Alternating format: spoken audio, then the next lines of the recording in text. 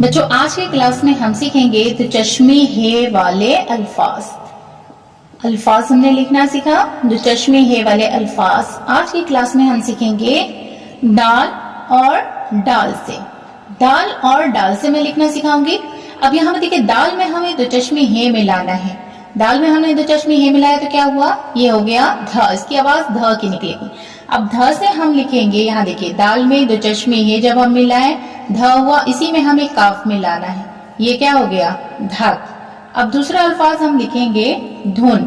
दाल में दो चश्मे हे मिला करके ध को पेश मिलाएं तो धू हो गया, और इसी में हमें नू मिलाना है, ये हो गया धुन।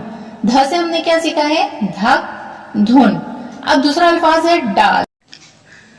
दाल में जब हम दो चश्मे हे मिला करके लिखेंगे, आवाज होगी इसकी ढ। ढ से हम लिखना सीखेंगे ढक